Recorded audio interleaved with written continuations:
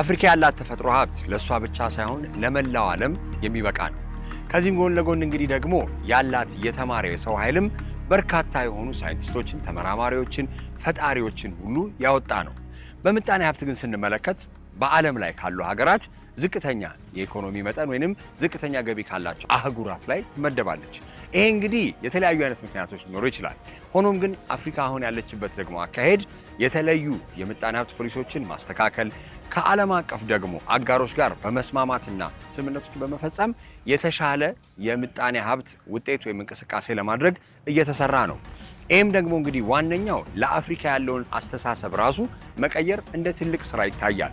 ምክንያቱም አንዳንድ አፍሪካ ሲባል የድሮዎቹን ታሪኮቻችንን ወይንም ረሃብን ወይንም ድርቅን በማንሳት የአፍሪካን ገጽታ ለማጠልሸት የሚሰሩ ስራዎችም ይኖራሉ። እነዚህ ደግሞ በተለያዩ መንገዶች በተቃራኒ ናሬቲቭ ወይንም ትኩረት ተሰጥቷቸው በሚሰሩ የሚዲያ ስራዎች ያለውን ገጽታ ወይንም ያለውን ፐርሰፕሽን ለመቀየር መሰራት ይኖርበታል። ይህንንም እንግዲህ በማሰብ እንግዲህ የተለያዩ ባለድርሻ አካላት በአጋርነት የሚሰሩት እውነቶች አሉ። ከነዚህ እውነቶች መካከል አንደኛው ኤሌቬት አፍሪካ ነው። የአፍሪካን አመለካከት ለመቀየር ከዛም ደግሞ ወደ አፍሪካ የሚመጡ ቀጥተኛ የሆኑ የውጭ ኢንቨስትመንቶችን ትልልቅ ደግሞ ዓለም አቀፍ አጋሮችን በማግኘት የአፍሪካ ወጣቶች የስራ ዕድል፣ የቢዝነስ ዕድል እንዲያገኙ፣ የፋይናንስ አክሰስ ወይንም ተደራሽነትን እንዲያገኙ የሚሰሩ ስራዎች አሉ። ዛሬ እንግዲህ ኤሌቬት አፍሪካ ተከፍቶ ሁለተኛው ቀን ላይ ነው።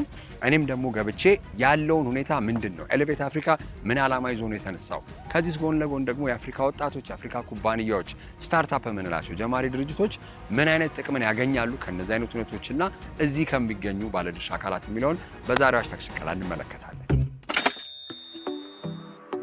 አፍሪካ ካላት ሀብት መካከል የተማረ የሰው ኃይሏ ወይንም የሰው ኃይሏ በአጠቃላይ ትልቁን ይወስዳል።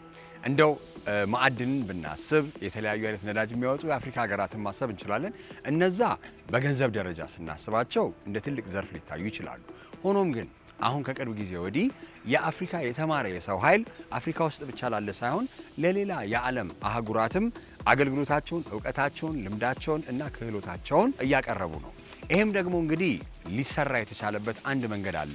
BPO ይባላል። እሱም ቢዝነስ ፕሮሰስ አውትሶርሲንግ ወይ ባጭሩ ባለሙያዎች እንደሚሉት አውትሶርሲንግ ማለት ነው። ይሄም ማለት እንግዲህ አንድ ኢትዮጵያዊ ቁጭ ብሎ ኢትዮጵያ ውስጥ ለአሜሪካ ላለ ድርጅት ሊሰራ ይችላል።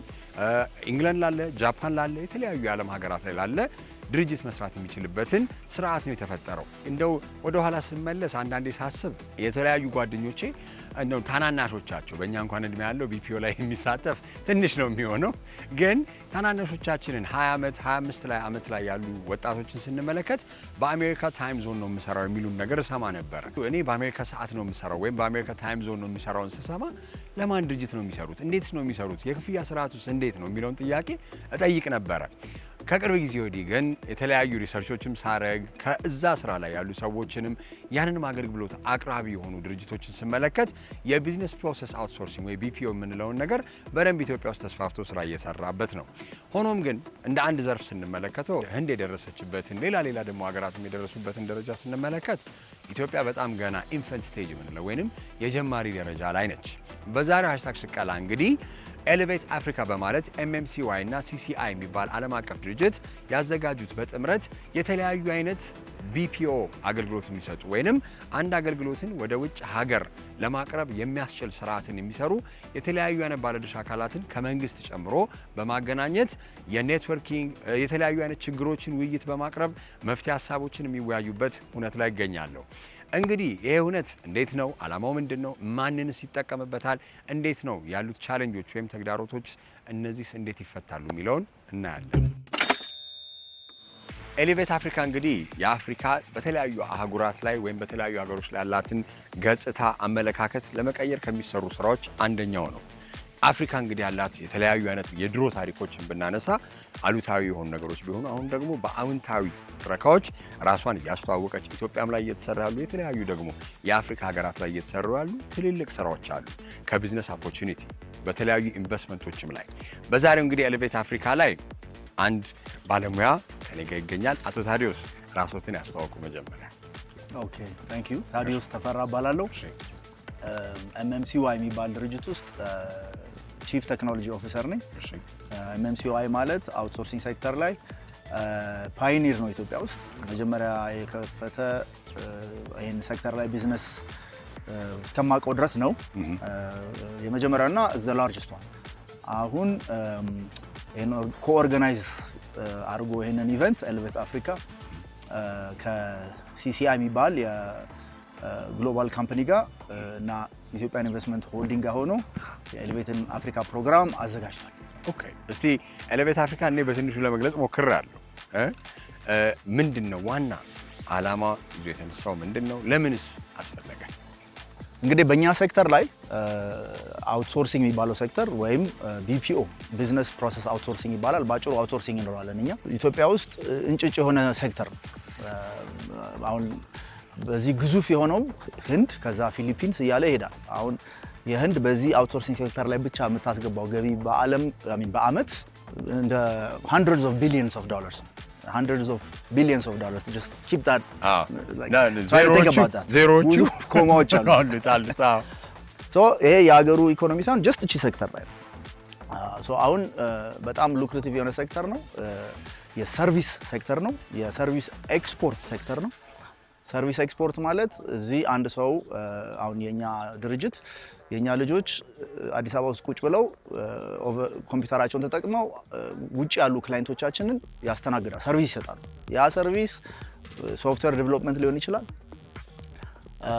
ኮል ሴንተር ሰርቪስስ ሊሆን ይችላል። ብቻ ኢንተርኔት ላይ የሚሰራ ማንኛውንም ነገር ግራፊክ ዲዛይን ሊሆን ይችላል። ደዝም ማለት እንደዛ አይነት ሰርቪስ ውጪ ላሉ ድርጅቶች ይሰጣሉ። ሶ ይሄ እንጭጭ ነው ኢትዮጵያ ውስጥ የሴክተር ኢትዮጵያን እንደ አውትሶርሲንግ ዴስቲኔሽን ፕሮሞት ለማድረግ የተዘጋጀ ኢቨንት ነው ኤሌቬት አፍሪካ ባጭሩ። አውትሶርሲንግ ሲባል አብዛኛውን ጊዜ የሚነሱ ሀገራት አሉ እንደተባለው የህንድ አለ። እኛ ሀገር ላይ ሁለት ድርጅት ወይ ምናምን ነው የሚሰራው። ለምንድን ነው ሊስፋፋ ያልቻለው? ቢካዝ የተማረ ሰው ኃይል አለን፣ በደንብ እውቀት ያላቸው ሰዎች አሉ። ወጣቶቹ ደግሞ በጣም ፈጣን ሆነዋል በቴክኖሎጂ። አሁን ለምን ነው ላይስፋፋ ያልቻለበት ምክንያት? ሶ እዚች ላይ ላርምህ፣ ሁለት ድርጅት ብቻ አይደለም። የዛሬ 10 ምናምን ዓመት ትክክል ነው፣ ሁለት ድርጅት ምናምን ነበር እኛ የመጀመሪያዎቹ ሆነ። አሁን አውትሶርሲንግ አሶሲዬሽን አለ፣ ማህበር አለ። በዛ ማህበር ውስጥ ከ20 በላይ ድርጅቶች አሉ። ሶ ያው የተለያየ ሳይዝ ናቸው፣ ግን ከ20 በላይ ድርጅቶች አሉ። እነሱም ብዙዎቹ እዚህ ተሳታፊ ናቸው፣ ትናንትናም ዛሬም በዚህ ፕሮግራም ላይ። ሶ ይሄ 20 ምናምን ድርጅቱ ተደምሮ እንግዲህ ኢምፕሎይ ቤዙን ብናስበው ትንሽ ነው ቁጥር፣ በሺዎች ይቆጠራል፣ ግን በሚሊዮኖች አይቆጠርም። ሶ አሁን ከህንድን እንተውና እሱ መሪ ነው በዚህ ሴክተር ላይ። አፍሪካ ውስጥ ጎረቤቶች ከነ ኬንያ፣ ሳውዝ አፍሪካ፣ ጋና፣ ኢጂፕት፣ ሩዋንዳ ከመሳሰሉት ጋር ነው ራሳችን ኮምፔር ማድረግ የምንችለው። ከነሱ ጋርም ስንስተያይ እኛ አነስተኛ ነው ሳይዝ ዋይዝ የዚህ ሴክተር ሳይዝ። ሶ ይሄ ኤሌቬት አፍሪካ ይሄን ፕሮሞት ለማድረግ ሳይዝ እንዲያድግ ትልቅ ሚና ይጫወታል ብለን እንገምታለን። ግን እስካሁን ያላደገበት ምክንያት ኢንፍራስትራክቸር ዋይዝ ፖሊሲ ዋይዝ ኮንዱሲቭ የሆነ ኤንቫይሮንመንት አልነበረም በፊት።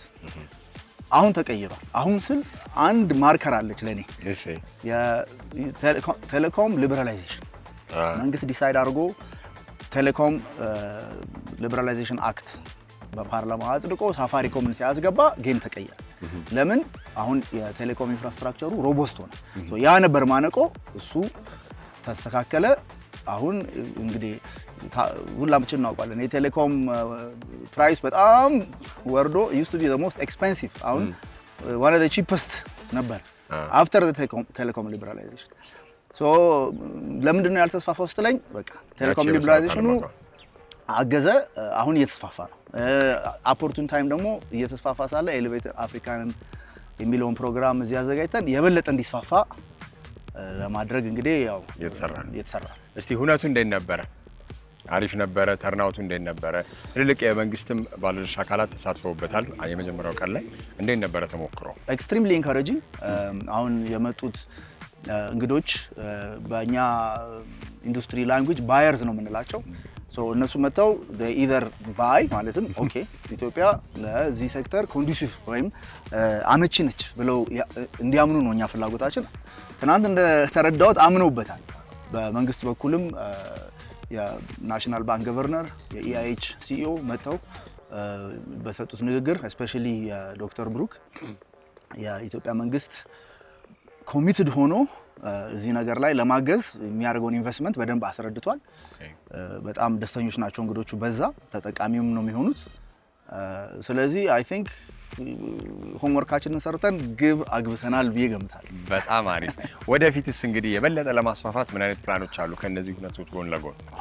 አሁን እንግዲህ ቅድም ማነቆች ተፈተዋል ብለናል። የቴሌኮም ሊበራላይዜሽን አይነት ለምሳሌ አሁን ለዚህ ኢንዱስትሪ ግብአት የሚሆኑ ደግሞ ታለንት ስራ እንግዲህ ብዙ ስራ ይፈጠራል ብለን እንገምታለን ሳይሆን እኔ በጣም ኮንፊደንት ነኝ ይሆናል። 26 ላይ በፈረንጅ 27 ላይ 100,000 ምናምን አይነት ኤምፕሎይመንት መፍጠር አይነት ነው አላማችን። በኔክስት ፊው ይርስ እንደ ሚሊየንስ እንደርሳለን ብለን እንገምታለን። ሜቢ ባይ 2030 ወይ 2035 እነዚህን ግብአቶች ታለንቶቹን ለዚህ ኢንዱስትሪ ብቁ የማድረግ በትምህርት ኤጁኬሽን ወይም ሶፍት ስኪልስ የመሳሰሉት አይነት ነገሮች ላይ እንደዚህ አይነት ትምህርት የሚሰጡ ከዩኒቨርሲቲዎች ውጪ ሌላ እንትኖች ስሞል ኢንዱስትሪ አለ። ትሬኒንግ ሴንተሮች የተለያዩ እነሱም አሁን እየዳበሩ እንትን ሊሉ ይመጣሉ። ትራንስፖርቴሽን እኛ ጋር ልጆቻችን ስታፎቻችን ሲገቡ ቀን ነው የሚገቡት። ግን ቀን ስል ጠዋት 3 ሰዓት አይደለም። አብዛኛዎቹ በክላይንት ባለበት ታይም ዞን ነው የሚንቀሳቀሱት። አሁን ሲመጡ 9 ሰዓት ላይ ስራ ይገባሉ። 9 ሰዓት እዚህ ማለት ለምሳሌ ዋሽንግተን ዲሲ፣ ኒውዮርክ ወይ ቦስተን ኢስት ኮስት እንደ ዩኤስ አሜሪካ ውስጥ ሲነጋ ነው። የነጋ ነው። እነሱ ስራ የሚጀምሩበት ሰዓት ነው የኛ ልጆች ስራ የሚጀምሩት። ሲመጡ ትራንስፖርት ግን ከስራቸው ሲሄዱ ሚድናይት አልፏል፣ እኩለ ሌሊት አልፏል። ፐብሊክ ትራንስፖርቴሽን የለም። ልክ ነው። ይሄ ኢንዱስትሪው ይሄንን ይፈልጋል። ያ የፐብሊክ ትራንስፖርት ወይም ፕራይቬት ሴክተሩ ትራንስፖርት የማዘጋጀት ሌላ ኢንዱስትሪ ሌላ የሌሊት ትራንስፖርቴሽን ቢደረግ this is just one example። አሁን ማታ ምሳ ወጥተው እነሱ ምሳ ሲበሉ ሬስቶራንት ወይ ካፌው ሁሉ ዝግ ነው። ወይ ራሳችን ማቅረብ አለብን ወይ እዛ አካባቢ እንደዚህ አይነት ይሄ የ24 hours by 7 days week culture ቢዝነስስ ምናምን አብረው እንግዲህ ይፈላሉ ብለን እንገምታለን። በጣም አሪፍ። እንግዲህ ትራንስፖርቱንም እንግዲህ ከተለያዩ የታክሲ ሄሊንግ ሰርቪሶችም ጋር በኮርፖሬት ዲልም ሊሆን ይችላል የተለያዩ ይሄ ስምምነቶች በማድረግ ለማብቃት ይቻላል። በጣም አመሰግናለሁ አቶ ታዲዮስ ለጊዜው። ታንክ ዩ። መልካም ቀን። ድንገት ጊዜው የቆመ ይመስላል። የህልምሽ ከፍታ መንገዱ፣ የስኬትሽ ጉዞ ፍጥነቱን አንዳች ነገር ይዞታል። ለያሽው ለጀመርሽው ስራ፣ ለኑሮሽ እጅ አጥሮሻል። ለንግድሽ መስፋፋት ካፒታል አተሻል። አሁን ግን የሴትነት ጽናትሽ፣ አቅምና ልፋትሽ ትክክለኛውን መስመር ይዟል። ይኸው መስመር ዲጂታል ብድር። አዋሽ ባንክ ከተለያዩ ዓለም አቀፍ ድርጅቶች ጋር በመተባበር ከአዲስ አበባ ውጪ በጥቃቅንና አነስተኛ ንግድ ለተሰማሩ ወጣት ሴቶች ልዩ ዕድል ያለምንም ዋስትናና ያለምንም የአገልግሎት ክፍያ ለ6 ወር በሚቆይ የመክፈያ ጊዜ እስከ 40,000 ብር የሚደርስ መነሻ ካፒታል፣ እስከ 3 ዓመት ድረስ ያልተገደበ ተደጋጋሚ ብድር፣ የንግድ ፈቃድና ህጋዊ ሰነዶችን በማቅረብ በዌብሳይት www.ethiomasmer.com ወይም በባንካችን ቅርንጫፎች ይመዝገቡ። ብድሩ ሲፈቀድ በአዋሽ ብር ፕሮ መተግበሪያ በኩል ይውሰዱ። መስመር ዲጂታል ብድር። ለበለጠ መረጃ ወደ 8980 ይደውሉ። አዋሽ ባንክ። Please introduce yourself, sir. So my name is Chris Chance and I am the Senior Vice President for CCI for East Africa, so Kenya, Rwanda and Ethiopia. That's great. So we met here today at Elevate Africa where you organized an event, in partnership with the MMCY, and Elevate Africa has this vision of expanding the BPO sectors and even changing how Africa is perceived throughout the world in accordance to its talent and the potential that we have for like investments and so on. But more importantly, why Ethiopia and why Elevate Africa is being operated here in Ethiopia? So I think Elevate Africa and Ethiopia is our opportunity to showcase to the world that Africa is bigger than just South Africa. And we realise that countries and emerging countries like Ethiopia in the BPO landscape have a huge place in how we tackle more broadly African unemployment. If you think about the amazing backdrop that we have today and the amazing venue that we have today, it showcases where Ethiopia is on the map, and it allows us the opportunity to bring our competitors, to bring our clients and to bring our future prospect clients together with the industry consultants to help bring to life what Ethiopia has to offer as a continent. Okay, that's great. So, what are the most basic, if you can name 3 or 4 if you can, what are the most, BPO sectors or like skill or talents that are sought for here in Ethiopia? So I think for me, there's obviously a huge hospitality industry in Ethiopia, and I think that ability to apply that level of care and attention to each customer as you go around the city and you get to experience is huge. Yeah. So there's that customer first mentality. I think there's a huge, and even when you speak to people and they talk about my brothers and my sisters, I think you recognise that huge element of community and togetherness that happens. Yeah. And then I think when you kind of couple that with where the government ultimately want the industry to go, then it really gives us the opportunity to do something that's backed and understood by the government. And you've seen the government's commitment yesterday to a new building here in Addis. But I think when you kind of start to bring together those three component parts in terms of the people, the culture, and then where the country is, so underpinned by the government initiatives, then it shows the willingness to move forward, to move a sector forward. That's great. Kenya, Rwanda has been longer in the BPO sector, like much earlier than Ethiopia. Now Ethiopia is just trying to catch up, and there are like 25,000 or so employees. Those are the numbers I have. So what is holding back Ethiopia from being a forefront contender as a BPO destination? Yeah, and I think it's okay to be at a different start of your life cycle because it brings opportunity, because if you think about where India is and where the Philippines are and even where South Africa or other parts of Africa are, they are on their journey, and I think that there's an element of hindsight that Ethiopia can take from that. So you have the ability to look back 30 years, 25 years, 20 years, 10 years and look at what went well and look at what went wrong. I get it. And that allows you then to take all that information and make sure that you pivot yourself to be successful quicker. And I think that's where Ethiopia is at this moment in time. I think the second part is about our ability to showcase Ethiopia to the world, which is a huge platform in terms of Elevate Africa. And if you've been on LinkedIn in the last 24 hours, it is literally hashtag Elevate Africa.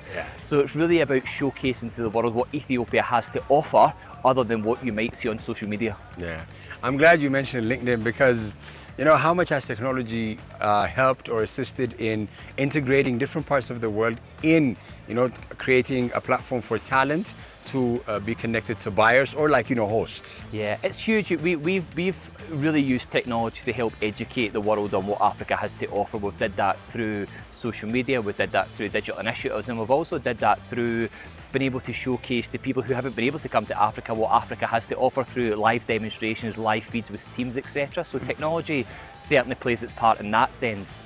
I think if you also look at it more broadly, if you look at things in Kenya like M-Pesa, and you look at some of the other platforms that some of the other countries use, from a really, really young age, our teams of people are educated on how to work digitally, and I think that gives us a step forward in some of the other countries that we operate in, including the UK and including the US, because from a very young age we have this digitally capable talent pool of people who can help look at things from a very different perspective. Okay, so what were the expectations of Elevate Africa, and how much have you accomplished with your KPIs, for lack of better terms? I know there's none. Yeah, I think for me, Elevate Africa, especially with the global events, was looking at potentially not necessarily being in play as well as what we wanted it to be in play.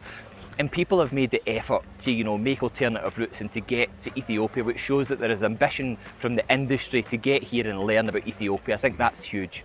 I think if you look at the speakers over the last 2 days, it's been incredible to hear the breadth and depth. And I think everyone who you speak to here is so surprised about what they've seen from the moment they've left the airport to the moment they've arrived here. And I think that's in itself, speaks volumes. As a last question, sir, what policies could be put in place? What shifts could be done? What reforms could be put in to create a more conducive environment to make Ethiopia a BPO destination that's ideal? Yeah, I think that when you kind of distill down our industry, it boils down to two simple things. If you want people to do a good job, give them in an environment that allows that to happen. If you want people to do a good job, give them a good job to do. And if you want people to be at their best every day, give them an environment that allows that to happen.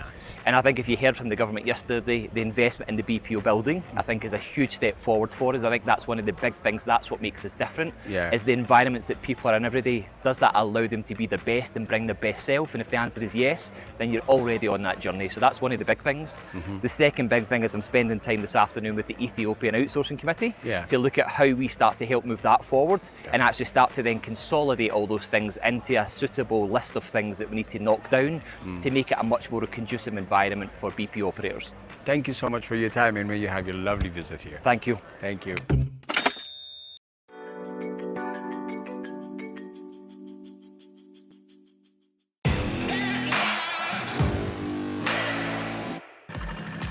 በዛሬው ልክ እንግዲህ በሀገራችን ውስጥ ካሉ አዲስ ወጣት ስራ ፈጣሪዎች መካከል ንድፍ ዲዛይን በማለት የተለያዩ ታሪኮችን እያንዳንዱ ቦርሳ ላይ ወይም እያንዳንዱ ምርት ላይ አስተሳስራ ከምትሰራ አንድ የቆዳ ምርቶች ዲዛይነር እና ምርት አምራች ጋር ቆይታ ይኖረኛል።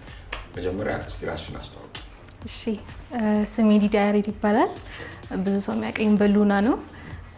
የንድፍ ኮፋውንደር እና ሊድ ዲዛይነር ነኝ። በጣም አሪፍ። መጀመሪያ ስሰማ ስለ ንድፍ እያንዳንዱ ቦርሳ የራሱ የሆነ የጀርባ ታሪክ አለው፣ ስም አላቸው። እኛ ስም ስናወጣ ለልጅና ለእንደዚህ ለእቃ እንግዲህ ስም ወጥቶ አለ። እስቲ ይህንን ነገር እንዴት ነው ያሰብሽበት? ትንሽ ስለ ንድፍ ኢንትሮዲውስ ላድርግና የተያያዘ ስለሆነ and then we will get into the story. ንድፍ ማለት እንደ ስሙ ዲዛይን ወይ ስኬች ማለት ነው። ስለዚህ we believe ሁሉም ነገር ከዶት ይጀምራል ብለን ነው የምናስበው። ንድፍ ዲዛይን ምን believe እናደርጋለን? our motto is crafting your imagination. ስለዚህ ማንኛውም ሰው ሀሳብ ይዞ ቢመጣ ስኬች ይዞ ቢመጣ ያንን into your reality ሌተር በመጠቀም እውን እናደርገዋለን ማለት ነው። ንድፍ ዲዛይን ጋር ሲመጣ ቦርሳ ብቻ መሸጥ አንፈልግም። ሲምፕል ባግ እንዲሆን አንፈልግም። ስቶሪ ካሪ እንዲያደርጉ እንፈልጋለን።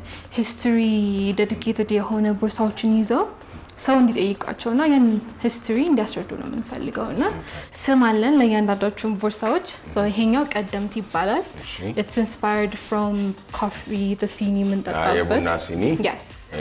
ከሱ ኢንስፓየር የተደረገው ስሙ ደግሞ ኢትዮጵያ የምትታወቀው በኮፊ ነው። የመጀመሪያዋ ናት። ቀዳማዊት ብለናታል። and then ይሄኛው ደግሞ ንቅሳት ይባላል። usually ይሄኛው ማለት ነው። usually ይሄ አንገት ላይ ምናምን የምናየው ድሮ እናቶቻችን ላይ ነበረው። እሺ አሁን ሞደርን እኛ አናረግም anymore. ምንድነው ያደረግነው? carry your beauty with you ነው። ንቅሳቱን በቦርሳ መልክ እንድትጠቀሙበት። የወንድ ፒሲ ባግ ሲሆን ባለ ግርማ ነው፣ የሴት ሲሆን ዘመናዊ ነው። ቢሄቪየርም ላይፍ ስታይልም ዋይዝ ይገልጣል። ያንን ኢንቴግሬት ለማድረግ ነው። በጣም አሪፍ። እስቲ ወርክ ፕሮሰሱ ደግሞ ምን ይመስላል? እስቲ አሁን ይሄን እነዚህ አይነት ነገሮችን አንድ ስም ለመስጠት የምናወጣው የምናስበው ቶት ፕሮሰስ አለ። ከዛ ደግሞ ፕሪ ፕሮዳክሽን አለ፣ ፕሮዳክሽን አለ፣ ከዛ ደግሞ ፖስት ፕሮዳክሽን። እስቲ አስረጅን ምን ይመስላል? እንደ ስሙ መጀመሪያ በስኬች ነው የምንጀምረው። ብዙ ኢንስፓይሬሽን አለ፣ ግን ሜይንሊ የኢትዮጵያ ታሪክ ያልተነገረላት ብዙ ታሪኮች አሉና እስፔሻሊ ደግሞ አርቲዛን ወርክ የምንላቸው አፕሪሺየት አልተደረጉ ወይ ደግሞ ስፖት ላይ ያላገኙ አሉ። ያንን በቦርሳ መልክ ለመግለጽ እንሞክራለን ማለት ነው። እሺ ከስኬቺንግ እንጀምራለን፣ ከዛ ወደ ሞካፕ እንሄዳለን and then the actual like sample ይሰራል and then final product ይወጣል ማለት ነው to the customer። እሺ ቻሌንጆች እንግዲህ ያው ቆዳ ምርት ላይ ኢትዮጵያ ላይ ብዙ የሚነሱ ነገሮች አሉ እንደ ቢዝነስ ነው። ምን አይነት አጋጠመሽ? so far እንግዲህ ሮ ማቴሪያል አለ። ሮ ማቴሪያል is the main color of shade አለ። እነሱ ነገር ኮመን ነገሮች ናቸው። yes ጥሬ ዕቃን እንግዲህ ለማግኘት ምን አይነት መንገዶች ትጠቀሚያለሽ ታዲያ እንደ መፍትሄ ሀሳብ? usually እኛ straight from the industry ነው የምንገዛው። sustainability ላይ ፎከስ ስለምናደርግ ፉሊ ኢንዱስትሪ ላይ ነው የምንገዛው። ከኢንዱስትሪ ቀጥታ ነው የምናስገዛው። ኦኬ የቀለምስ ነገር የቀለም so far የሚያስቸግረው ብራውን ሼድ ብቻ ነው። ሌላው it's okay ብራውን ግን ትንሽ አንድ አይነትም አይሆንም አይደል? ዩኒፎርም የሆነ ቡኒዮ አይደለም አይደል? so we work on what we have to be honest። እንደዚህ ሆኖ ደግሞ አምሮ ከታየ ደግሞ አሪፍ ነው። what could be አሪፍ ቢሆን ኖሮ ያ ናይስ። እስቲ በምን ያህል ፕሮዳክት ካታጎሪዎች አሉሽ? ሽያጭ ላይስ አሁን ቅድም ስለ ፕሮዳክሽን አውርተናል። አሁን ፖስት ፕሮዳክሽን ላይ እንምጣና ምን አይነት የማርኬቲንግ ሲስተም ነው የምትጠቀሚው? ምን ያህል ሽያጭ አለሽ? ለመሸጥ የምጠቀመው ሜተድ ስቶሪ ቴሊንግ እንዳልኩ from beginning ንድፍ it's all about storytelling። ቦርሳ ብቻ አይደለም ሃይላይት ማድረግ የምንፈልገው ነገር የምንሸጥበት ወይ ለእያንዳንዱ ቦርሳ ታሪክ አለው። ያንን ታሪክ ሼር እናደርገውና ከዛ ቦርሳ ጋር ሪሌትድ ኦር ኮኔክትድ ለሆነ ሰው ነው። ሶሻል ሚዲያችን ላይ ማግኘት ይችላሉ። in everywhere ንድፍ ዲዛይን and EDF ዲዛይንስ ብሎ ሰርች አድርገው ማግኘት ይችላሉ። አሪፍ። እንግዲህ ወደፊት በ5 ዓመት ውስጥ እንግዲህ አሁን የተገናኘ ነው ወርክሾፕ ውስጥ ነው። ብሪክ ኤንድ ሞርተር ወይንም ሱቅ አለሽ? ሱቅ currently የለሽ። ስለዚህ በምን ያህል ጊዜ ሱቅ ትከፍቻለሽ ልበል? እንደዚህ ታይምላይን አላስቀምጥለትም ግን I hope we will be soon. በ5 ዓመት ውስጥ ምን ላይ ለመድረስ ታስቢያለሽ? በ5 ዓመት ውስጥ ኤክስፖርት ለማድረግ እና ደግሞ ያ የኢትዮጵያ ታሪክን to share world wise በቦርሳ ዋይዝ ማለት ነው። ሌላ ደግሞ ሜንሽን አላደረኩት ሰስቴናቢሊቲ ላይ በጣም ፎከስ እናደርጋለን። like social wise ኢኮኖሚ ላይ ለምሳሌ በሰጥ ሶሻል ላይ giving back to the community እናምናለን። so voluntarily ምናስተምራቸው ህፃናቶች አሉ ከኤንጂኦዎች ጋር ኮላብ በማድረግ ከነሱ ጋር ምን ፍሪ የዲዛይኒንግ ሌሰን ምንሰጣቸው እንትኖች አሉ። ከዛ ደግሞ ለእናቶችም ሰፖርት ምናደርግበት ሚንስ አለ where leather scrap waste እንሰጣቸውና for free and then they can root it and make it into jewelries and accessories. Yes, and then we will buy them. በ5 ዓመት ውስጥ ኤክስፖርት ስታንዳርድ ሆኖ ኤክስፖርት ማድረግ ጀምረሽ እንገናኛለን። ለጊዜሽ አመሰግናለሁ። Thank you very much. የትኛውም ዘርፍ እንግዲህ እንዲያድግ የግል ዘርፉ እዛ ዘርፍ ላይ ያሉ ሰዎች ወይም የድርጅቶች ባለድርሻ አካላት ከዛም ደግሞ የመንግስት ድጋፍን በደንብ ይፈልጋል። ማየትም እንደምንችለው እንግዲህ በርካታ ወጣቶችን እዚህ ስራ ላይ ተሰማርተው በተለያዩ አይነት የውጭ ሀገር ድርጅቶች ስራቸውን ተቀጥረው እየሰሩ የውጭ ምንዛሬም እየተከፈላቸው ድርጅቶቹም እንግዲህ የወጪ ገበያ ላይ አገልግሎት ማቅረብ ችለው የተለያዩ አይነት ስራዎችን በመስራት ትልቅ የሆነ የኢኮኖሚ ዘርፍ ለመስራት እየተሞከረ ነው። ይህንን እንግዲህ ስናይ የሚቀጥለውም ትውልድ እንግዲህ የተለያዩ አይነት ክህሎቶችን በማዳበር አብሶ ደግሞ ቴክኖሎጂ ላይ ሆስፒታሊቲ ላይ አተኩሮ በመስራት የዚህ እድል ተጠቃሚ የመሆን ትልቅ ሰፊ የሆነ ኦፖርቹኒቲም አለ። የዛሬው #ሽቃላ ይህን ይመስል ነበር። በሚቀጥለው ሳምንት እስከምንገናኝ መልካም ጊዜ